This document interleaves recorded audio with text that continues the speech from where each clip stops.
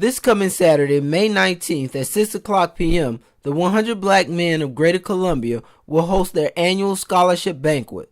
The banquet is one of many initiatives that the 100 Black Men oversee throughout the year. Another of their signature initiatives is the Lunch Buddy program. I recently had the opportunity to see the program firsthand and talk with various members about their roles and experience with the 100. Mr. Gatling, thank you for taking time to speak with me today. Could you tell me a little bit first what this event is all about today? This particular event is our signature event. We like to show the individuals in the community what we can do to enhance their experience with education throughout District 1, District 2, and Fairfield County. So we bring the young men out all during the school year, the third Wednesday of every month at Brooklyn Baptist, and talk to them about things such as today was health and wellness. So we had Dr. Darby speak to them today about health and wellness, taking care of themselves, prospering, and of course we always talk to them about behavioral issues, school performance. We also talk to them about the good things and career goals that they can reach for. Okay. Could you tell me a little bit about what are some of your aspirations and goals to get accomplished with your tenure as the president of the 100 here in Columbia? During my tenure as the president, I'd like to see us grow up to 100 individuals in the community, because as long as we grow, we can continue to help more people. And that's really what it's all about, is community involvement. The bigger we are, the bigger of an impact we have on the community. For those who don't know, could you give us a brief description of what the goal of the 100 is? Well, the goal of the 100, again, is to help the community, and we do that by teaching people things like financial literacy. We also like to talk to them about health and wellness, education, school performance, behavioral issues, communication, and general business skills. And we like to talk to people about career development and goal setting. Okay.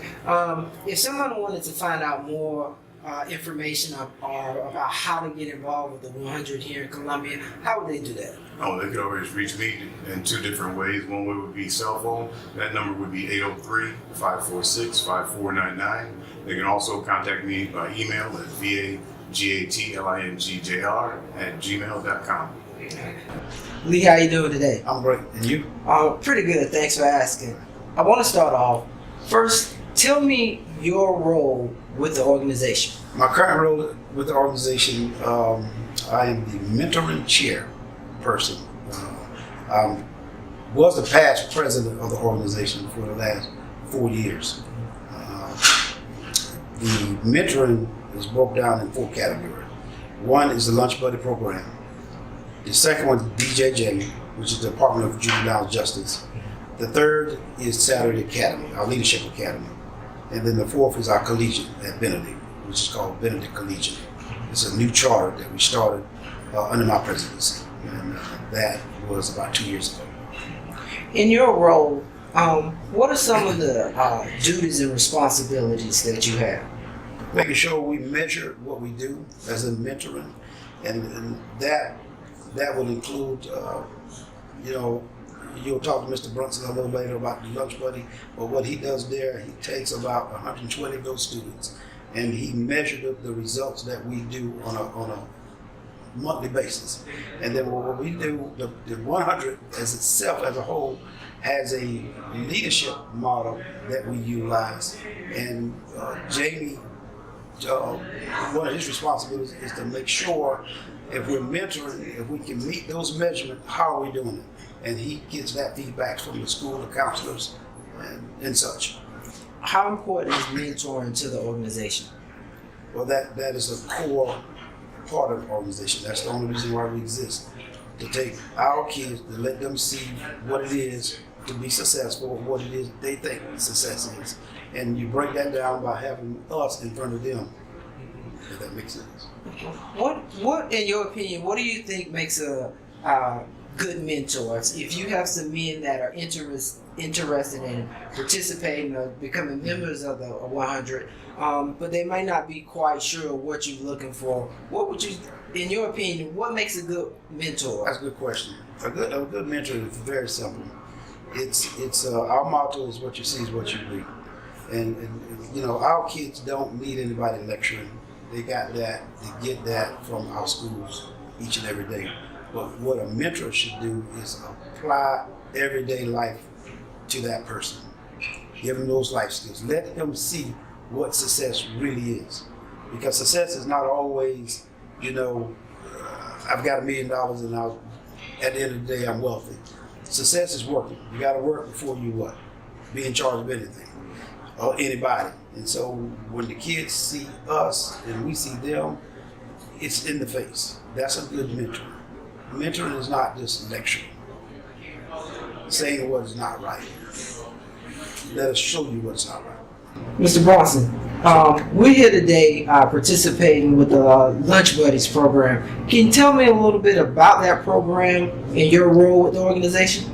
Yes, sir. My name is Jamie Brunson, and I serve as chair of this program, Lunch Buddies program. It's been in existence now for about the past 12, 13 years, and I came into the organization and to the program as a school advisor for one of the local high schools. I stayed the program the entire time and came up with my membership in the 100, became the chair of the program. So my role is pretty much to, develop and foster a relationship with the school districts, specifically the advisors from the schools, to make sure that we're selecting young men that need mentoring. We bring them in once a month, every third Wednesday, to our selected location, which this year happens to be Brooklyn Baptist Church. We've developed that relationship, so it's a community relationship and a school relationship. The main goal is to, provide those young men with topics of interest and topics of need, things that are affecting their community, giving those young men the opportunity to see gentlemen that look like them that have become successful. Lawrence, how you doing today? Good. Can you tell me a little bit about what has been your experience with the 100 Black Men of Columbia? My experience with the 100 Black Men in Columbia, it has been a great experience. It has been a great experience because they teach a lot of stuff and they tell us like how it is a struggle to be a black man in America these days due to issues around the world and situations.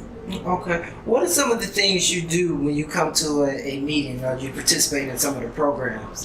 Well, when I come, we just listen and then we participate in the questions that they ask and things like that. Okay. What's been some of the funnest things you guys have done?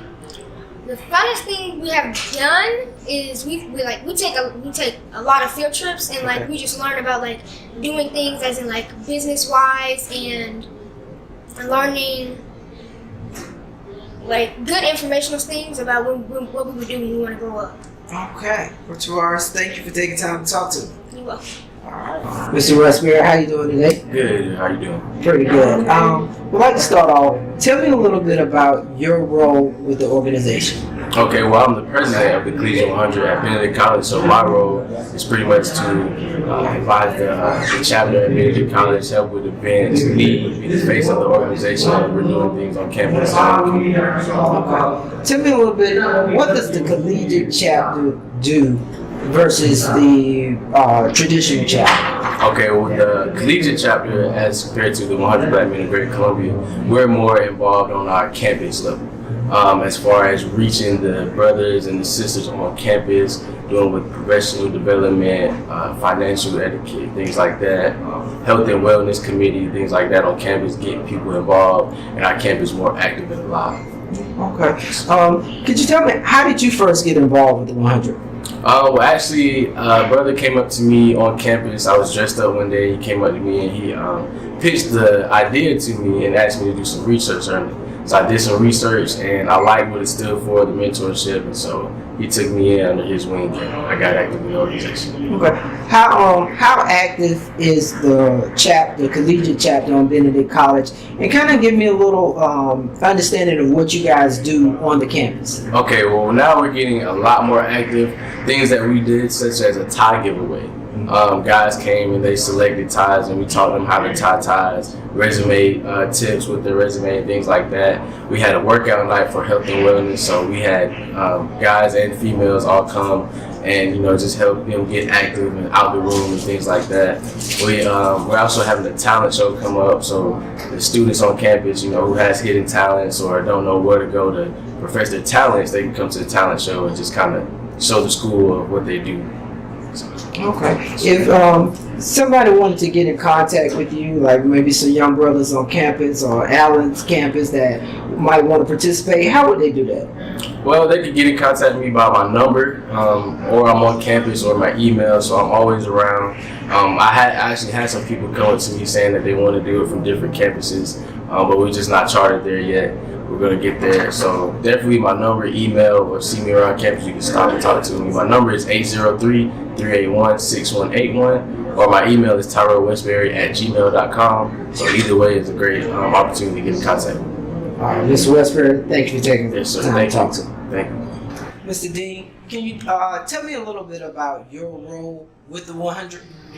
As a member of the 100, I coordinate our efforts with DJJ, our Lunch Buddies program at Birchwood High School. And what it does is mirror our Lunch Buddies program here. We talk about the same topics. We give them pretty much the same information, but we're doing it at DJJ. Okay. Can you expound on that a little bit? Can you tell me how exactly do you guys work within DJJ? I'm assuming these are the young men that are currently incarcerated. Yes. So tell me a little bit about that interaction. They're no more than men who have gotten in trouble. They're just like the gentlemen that we serve here. They're just behind bars. We treat them no differently. We accept them just the same. It's just what we're giving them is the tools that they need to not come back to DJJ, make better choices, make better decisions, become better men once they re-enter their surroundings back at home. It's your experience working with these young men at DJJ, and I know the overall mission of the 100 is to provide mentorship to young men. Do you feel like a lot of the choices that these young men made they might have made some different choices with mentors? Exactly. They weren't equipped with the tools they needed to make that choice. They make a good decision. They were put in situations that they weren't equipped to handle. A lot of their snap decisions were made from emotional ineptitude, or they just were put in a situation they didn't know how to handle, and the only way they could handle a situation is through our primal urges of just striking out and striking back.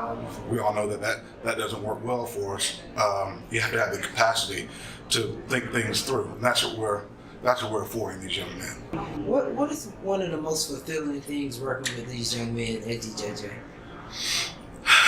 To have them tell you afterwards that they appreciate you coming in, taking the time to spend with them.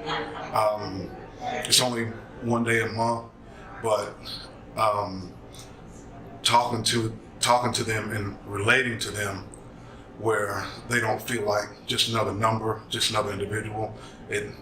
Like I said, it gives them some self-esteem and self-worth that makes us feel good.